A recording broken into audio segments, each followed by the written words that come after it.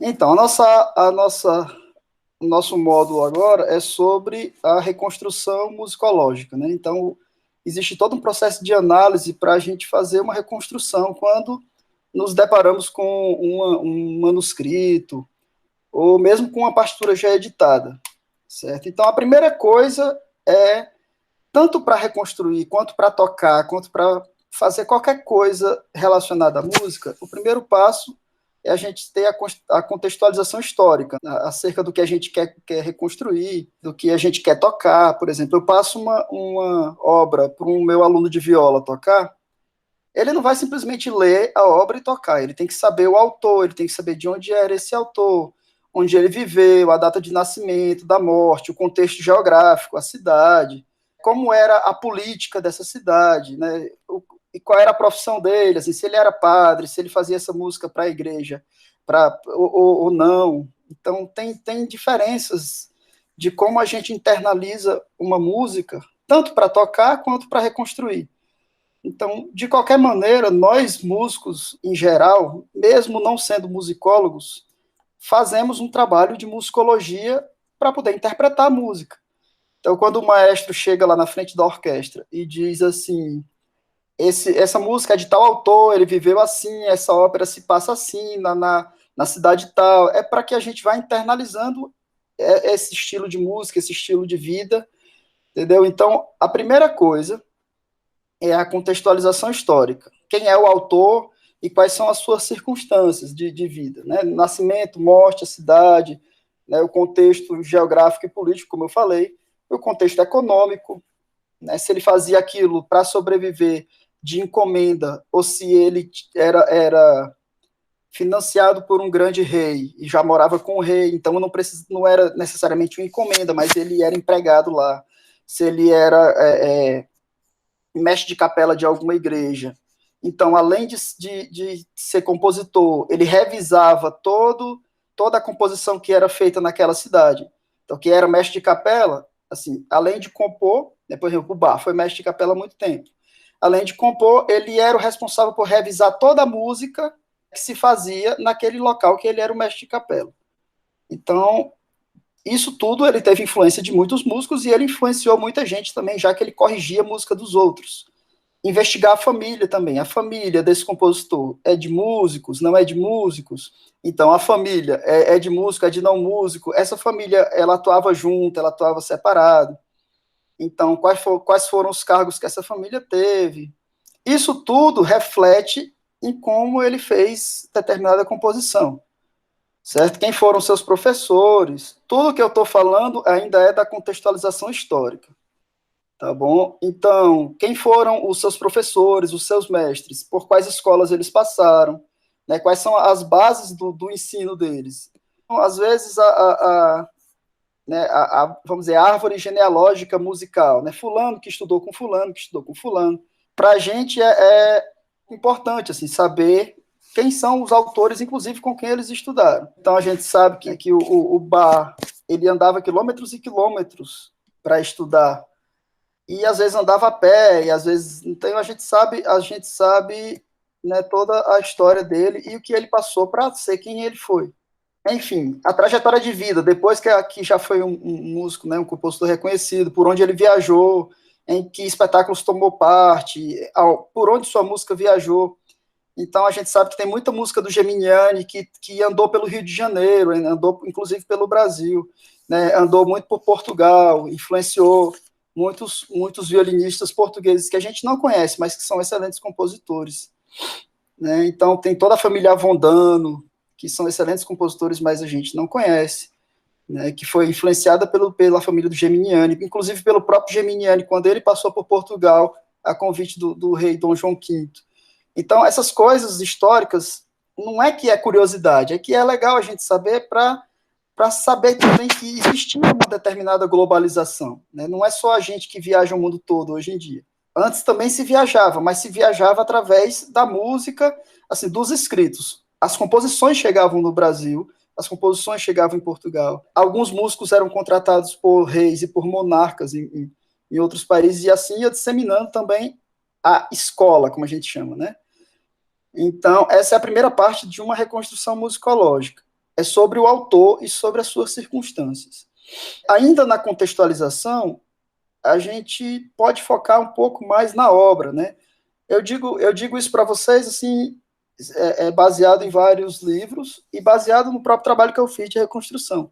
Então, a gente tem que ver por vários pontos de vista cada coisa, pelo ponto de vista do autor, pelo ponto de vista da obra. O que se sabe da obra, qual é a instrumentação da obra, o estilo, onde foi que aquela obra estreou, para quem estreou, em que circunstâncias ela foi para uma determinada festa, foi para uma determinada comemoração, ou foi para um determinado rito sacramental, não sei, quando é música da igreja. Quando é que teve a sua estreia? Quem a estreou? Se a gente consegue até o grupo ou a orquestra que estreou determinada obra, é importante para esse contexto musicológico.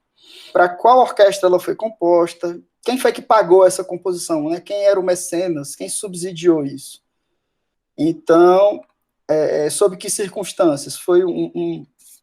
Era uma música que tinha que ser feita toda semana, como o Bach fazia, ou era uma música que tinha que ser feita por demanda, como o Mozart fazia, que alguém chegava lá e contratava, né, faça música por dia tal, tal, tal, e ele fazia. Se fosse para a igreja, fosse para a ópera, fosse para o que fosse. Né, entendeu? Então, sob qual circunstância? Isso a obra como coisa metafísica ainda, né, como coisa que a gente ainda não toca. Mas tem a obra como coisa física, que é a parte escrita. Então, onde é que está esse manuscrito? Em qual biblioteca? Em qual estado ele está, né, de conservação?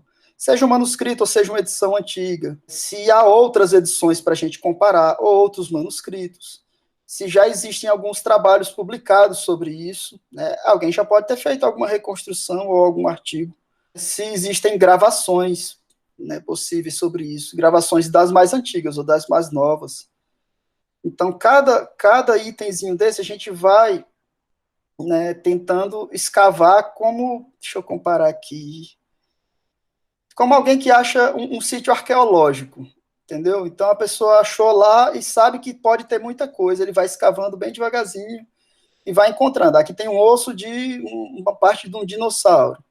Aí lá não, lá pode ter uma urna funerária indígena de não sei o quê. Então, e é como se a gente fosse escavando a história e encontrando os detalhes, certo? Então, a nossa tarefa principal é o que falta descobrir sobre a obra, o que falta reconstruir, se tem partes faltantes no manuscrito.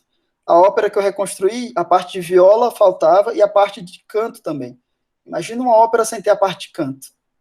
Não dá, né? Então, teria que reconstruir. Mas a gente não pode fazer essa reconstrução do nada também. Né? Tem que ver, relacionar tudo que a gente achou, tanto de contexto, quanto da obra em si mesmo, com o que era feito na época. Eu não digo que é para a gente fazer igual como o autor fez ou como o autor faria, mas para a gente ter uma coerência de como era. Entendeu? Eu não posso pegar uma ópera do século XVIII e meter um rock lá no meio, que, assim, não se fazia, né, na época. Então, não é que eu vou pegar uma parte de Mozart que está faltando reconstruir e eu vou ter a petulância de dizer que eu vou reconstruir igual ao Mozart. Não vou e ninguém vai, porque a gente não sabe como foi. Mas a gente constrói ao estilo baseado em todas essas conjecturas, entendeu? Como é que a gente faz isso? A primeira coisa é relacionar a técnica de composição do autor com os tratados da época. Então, se é uma coisa do Mozart, lá, provavelmente eu vou pegar o livro do Leopold Mozart, né, da arte de tocar violino, e vou ver como é. Ele ensina, esses tratados antigos de instrumento, eles não ensinam só o instrumento. Eles meio que ensinam composição através do instrumento. Então, você aprende a tocar o violino para compor. Né? O Leopold Mozart não ensina a tocar o violino.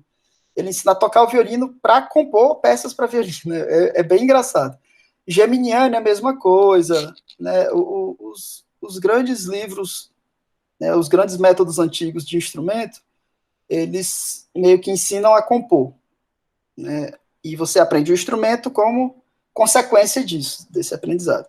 Então, a gente compara essas coisas e muitos autores, né, comparando isso, chegaram a determinados padrões de composição, né, do século XVIII, do século XVII, ou mesmo aqueles que a gente chamava madrigalismo do século XVI.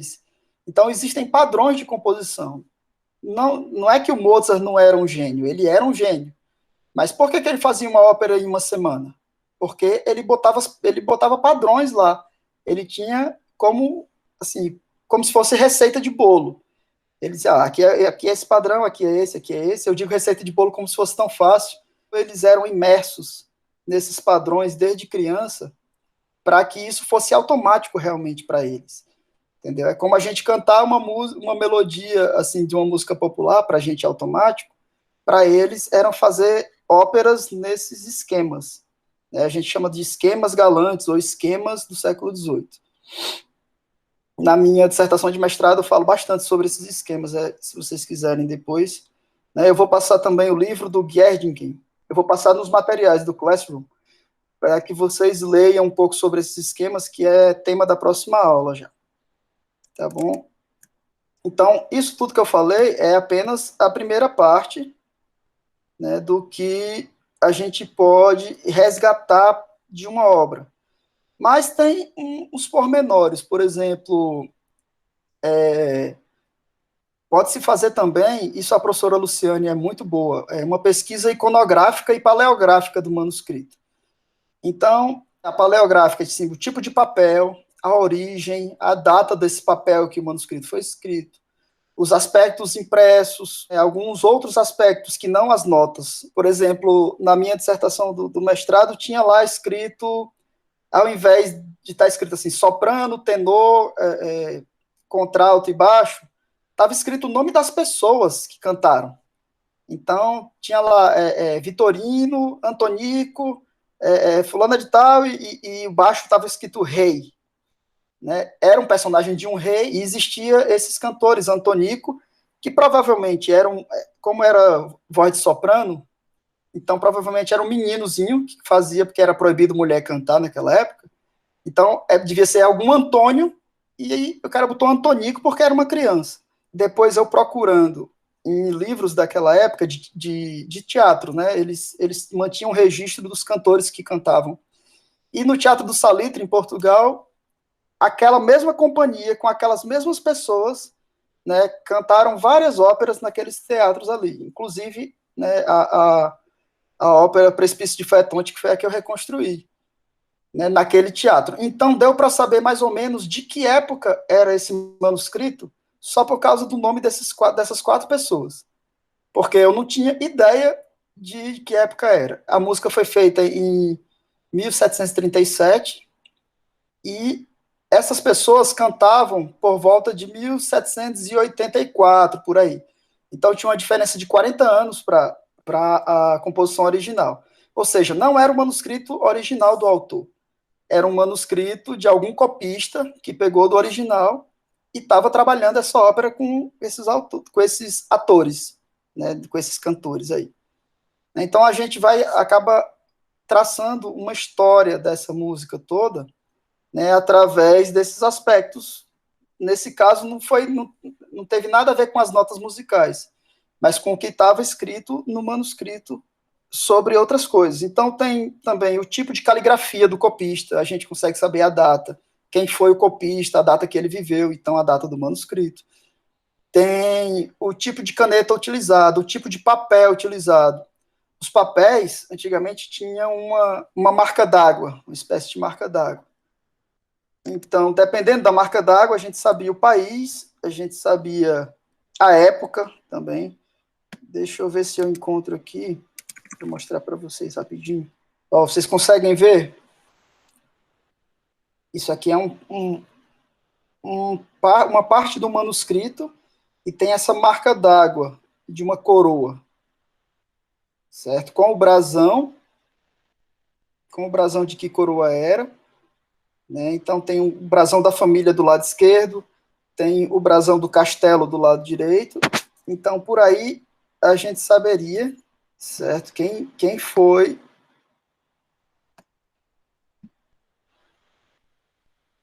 São vários manuscritos de lugares diferentes, certo? Na verdade, o primeiro e o terceiro é do mesmo lugar. Então, ó, tem vários detalhes no manuscrito que vocês podem ver. E não é um trabalho puramente musical, é um trabalho, né, de observar, de ver e de ver de onde é, de pesquisar. Existem livros de marcas d'água de manuscritos. Então você vai lá e compara a marca d'água com o que está sendo achado e encontram de onde é. Então aqui, na verdade, é uma restauração, né? Então a figura 1 é igual a 3, a figura 2 é igual a 4. Então, eles mostram, né, o antes e depois de ser restaurada essa nossa dança. A gente tem a marca d'água por detrás da partitura. Ela pode estar lá no cantinho, ou de cima, né, ou no canto superior esquerdo, ou no canto superior direito, ou ela pode estar no centro da folha dele. Então, isso aí determinava, às vezes, os fabricantes dessa página. Imagine, naquela época era muito difícil encontrar papel. Então, era muito caro o papel, assim como a tinta também era muito caro. E aí, quem fabricava papel queria deixar marcado que esse papel fui eu que fabriquei, porque quase ninguém fabrica, muito difícil. Então, ainda bem que eles marcavam isso, porque aí a gente tem exatamente o que fabricante era o papel e qual a época, né, aproximada que ele fabricou esse papel. É o que a gente não tem hoje em dia. Se eu escrever uma música num papel, ninguém vai saber a origem desse papel, porque todo mundo usa esse papel hoje. Tem que parar de ouvir. E outra marca d'água, né, mostrando a escala com a régua. A ideia do tamanho dela. Então é uma marca d'água que fica lá no cantinho e ela é bem pequena, ela tem 7 centímetros e meio aí, mais. Isso pode ser o brasão da família, pode ser do fabricante, mas provavelmente é um brasão da família que encomendou. Então, prosseguindo. Né, existe toda essa parte da pesquisa paleográfica do papel, né, do manuscrito. Existe a parte iconográfica também do tema do que se quer, né, reconstruir. Por exemplo, eu reconstruí uma ópera que chama Precipício de Faetonte, que é vamos dizer, uma peça da mitologia grega, né? Então eu fui atrás de todos o que tem de iconografia do Precipício de Faetonte, né? Que é assim, é como uma história em que Faetonte é o deus que quer controlar o sol, mas ele é filho do deus Sol, certo? Que é Apolo. Então né, nessa ópera existe toda a parte amorosa, das tramas amorosas, mas a parte, vamos dizer, apóloga, né, a parte que tem um cunho de ensinamento, é essa parte, que o Faetonte pede para o Apolo para conduzir o carro do Sol. Então ele quer controlar o Sol no lugar do Apolo. Só que o Faetonte ainda é jovem e, vamos dizer, imprudente. Então, o Apolo adverte ele, né? O Sol não pode nem estar muito em cima, nem estar muito embaixo. Em cima demais, ele congelaria a Terra, embaixo demais, ele queimaria todo mundo. Então, o Sol tem que estar sempre no meio, no ponto certo, né? O que denota que a gente nem tem que ser, né, nem o extremo mais alto, nem o extremo mais baixo. A gente tem que ter a temperança de estar sempre no meio, sempre equilibrado. Então, no final das contas, o Faetonte pega o carro do Apolo escondido, consegue controlar e acaba por cair no rio. Ele, em outras palavras, faz merda. Então, essa é a história do Precipício de Faetonte. Né? A ópera mesmo, ela é dividida em 3 atos, né? Conta a história do Faetonte, que é o filho do Sol, mas tem sempre uma história de um rei, né, do Tages, que era do reino da Itália, e tinha a sobrinha, que era a ninfa desse rio Erídano, que é onde caiu o Faetonte com o Sol. Então, a Egéria, que era a antiga dona do reino da Itália, pretendia reconquistar a Itália através dos feitos daqueles que a desejavam. Uma mulher muito desejada. Então, ela comprometeu-se como como esposa, às escondidas, ela se comprometeu para casar com o Mecenas e com o Faetonte, ao mesmo tempo. Então, deu merda que a mulher se comprometeu com 2 caras, e aí depois deu merda porque Faetonte pegou o carro do sol e caiu no rio. É mais ou menos essa a história da ópera, e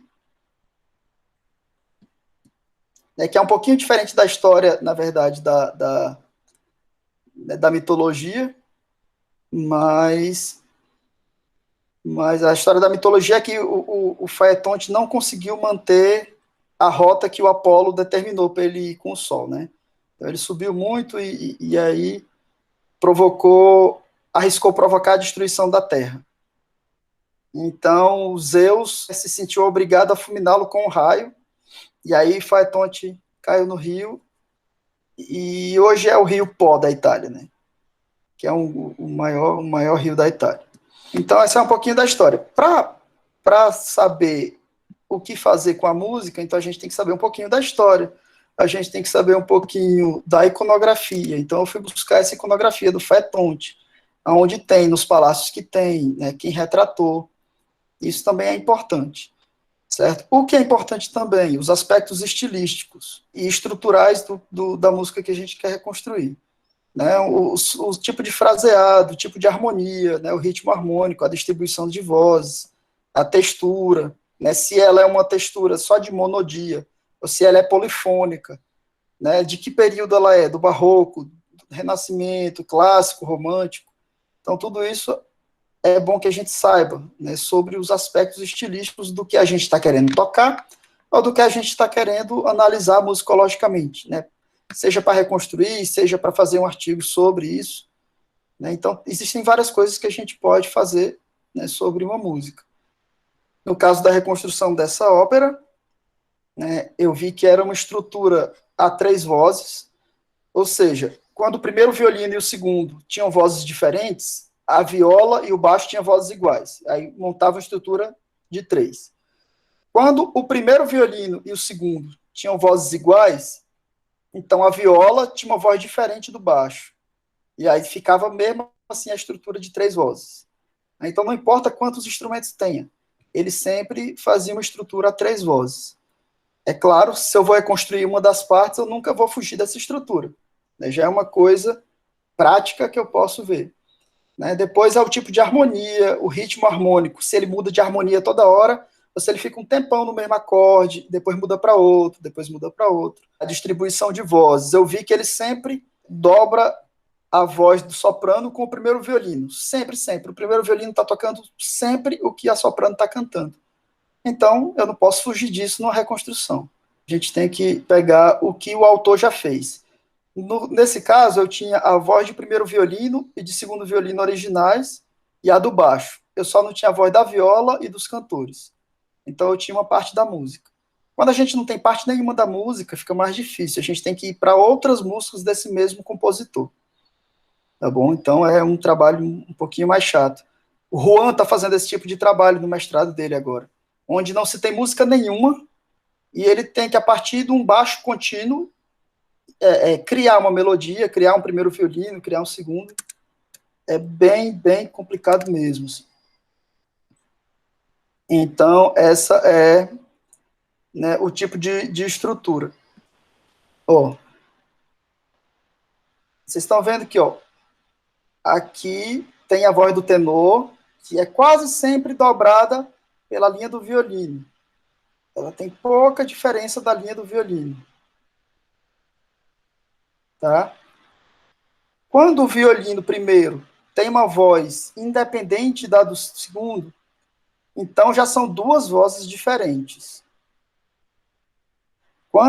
Então, nesse caso, que não tem baixo, eu tenho que manter a estrutura a 3 vozes. Então, eu fiz uma reconstrução de uma viola diferente das outras vozes. Está aqui em azul. Quando tem o baixo, esse baixo é original do manuscrito, e aqui continuam 2 vozes diferentes, no primeiro e no segundo violino. Então, eu só repeti o baixo na viola, eu só dobrei o baixo uma oitava acima. É o que está em vermelho.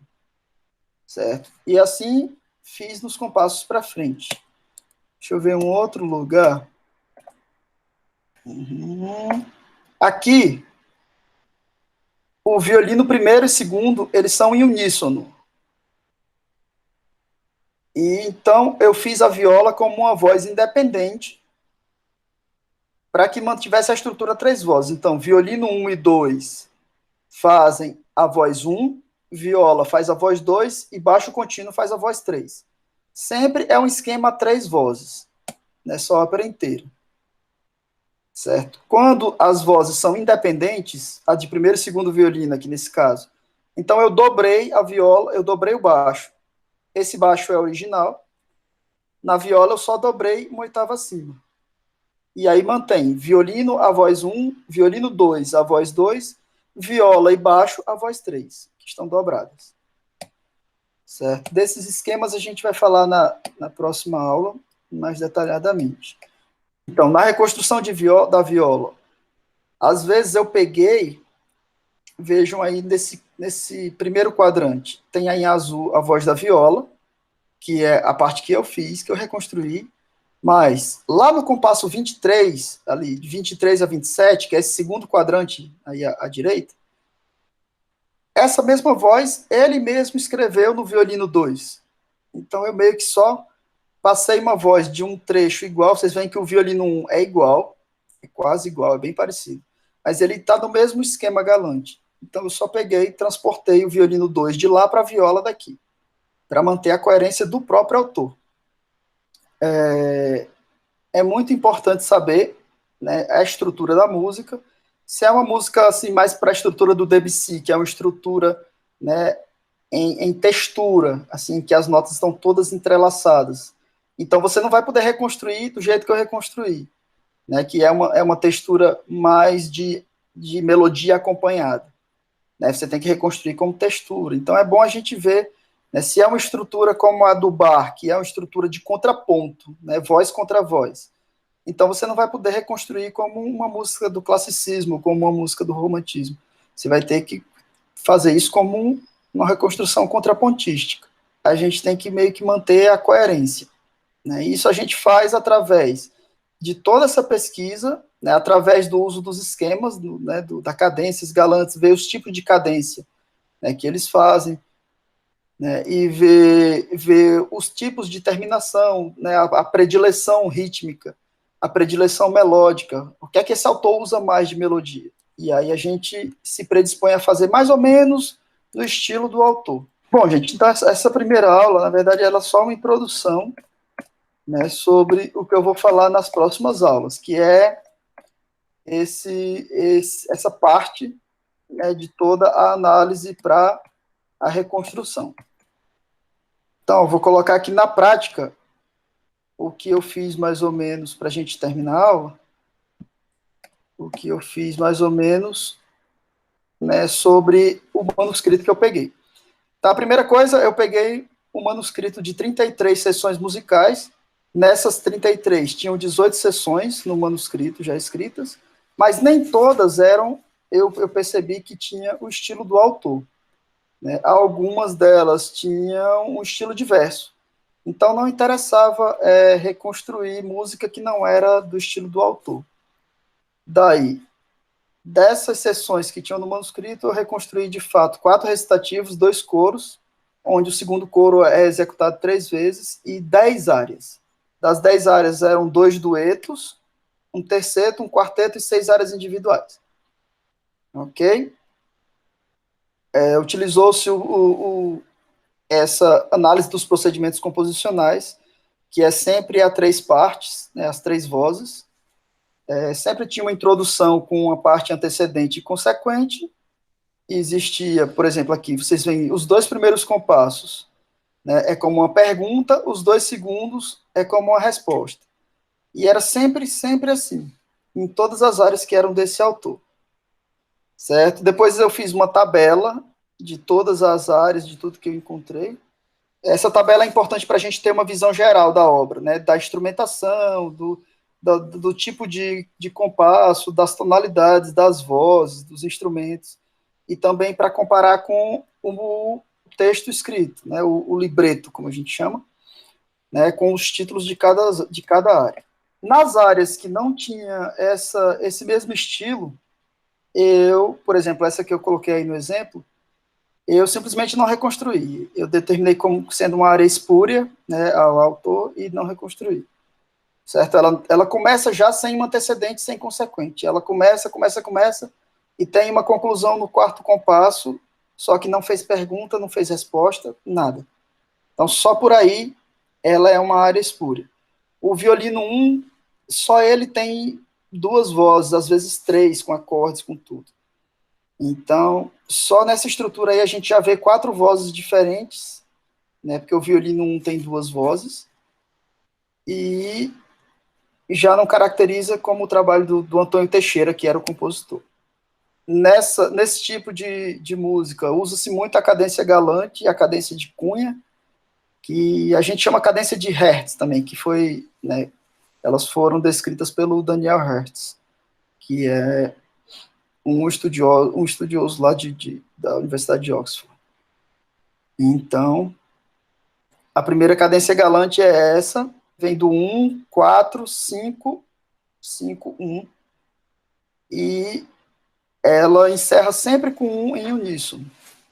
E a cadência de cunha, ela faz tipo uma cunha, assim, né, um decrescendo, parece uma figura de um decrescendo. E depois termina também em uníssono. Aí, sobre os esquemas, a gente vai falar na próxima aula, né, os esquemas galantes.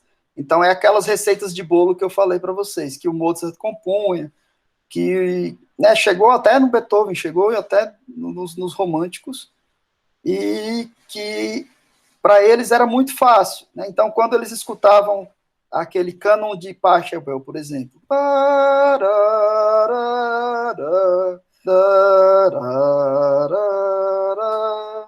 eles já sabiam, né? Isso aí é uma romanesca.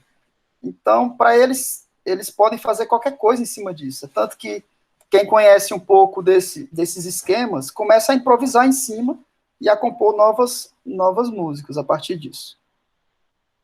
Certo? Então, tem vários esquemas de composição que depois que a gente aprende, fica bem fácil até compor. Né? Bem fácil, eu digo por modo de dizer, né? Não, então, vocês vão ver que são, né, são esquemas que depois, se vocês quiserem se aprofundar, eu vou passar o livro. Bom, e é bem fácil para identificar. O bom é ir lendo o livro e ir ouvindo as referências dos esquemas. Né? Existem vários fatores que a gente pode fazer uma análise musicológica ou uma análise para uma reconstrução musicológica. Né? Tem os esquemas que eu coloquei a viola para fazer, ó, que o Maia eu coloquei a viola para completar o esquema, porque só pelas vozes de violino o esquema não se completava. Cadência de cunha aqui com o baixo também, esse, né, terceiro compasso aí do exemplo. Aqui, nesse segundo compasso, tem Fenaroli, também que eu coloquei a viola para complementar o esquema. A viola aqui servindo de apoio contrapontístico em vermelho. Então, os violinos fazem tan, tarará, e a viola tarará, certo? Para dar também uma questão de coerência. Aqui para a reconstrução do canto. Olha, aquele manuscrito que eu falei para vocês, logo no início, onde tem escrito aqui Antonico, Vitorino, Santos e Rei, certo? Ao invés de ter o nome dos personagens, tem o nome dos cantores no manuscrito. E daí a gente sabe que o manuscrito, então, ele é de uma determinada data pelo nome dos cantores. Isso foi bem interessante. Até achei que fosse o nome dos personagens, mas quando eu fui ver, não tem nada a ver. Então, esse é o único quarteto que tem as vozes. No restante da ópera inteira não tem voz nenhuma, está tudo perdido. Infelizmente. Bom, aqui eu falo um pouco da reconstrução da parte de canto, que ela é baseada na parte do primeiro violino, e que a gente vai distribuindo as frases de acordo com o acento métrico, né, do canto com o acento métrico da música. Alguns casos específicos que os cantores não conseguem cantar e que os instrumentos têm, por exemplo, aqui em azul, no segundo compasso, tem esse salto de oitava do primeiro violino, um cantor não faz um salto de oitava desse. Então, a gente mantém na mesma oitava. A mesma coisa aqui no último compasso, né? Eu não quis fazer esse salto de oitava e deixei na mesma oitava colocando um ornamentozinho no fuja. Aqui, o exemplo do manuscrito, né, que eu peguei, que eu reconstruí. Então, ele estava bem conservado, como vocês podem ver. Eu consegui essas fotos direto da biblioteca, né, é da Biblioteca Geral da Universidade de Coimbra, lá em Portugal. Eles, assim, a gente pede, né, paga um valor e eles mandam em alta definição. Por acaso, esse manuscrito estava muito, muito bom. Todo legível, não tinha... Né, então, tem a parte de primeiro violino, a parte de segundo violino, a parte do baixo, certo? Algumas partes de trombone,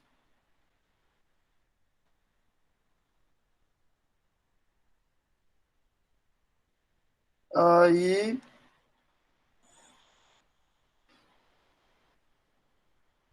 Aí... Deixa eu ver o que mais aqui. As partes, na verdade, não de trombone, as partes de... Aqui seriam trompas obligadas. Nesse caso, obligato não eram obrigatórios, eram opcionais.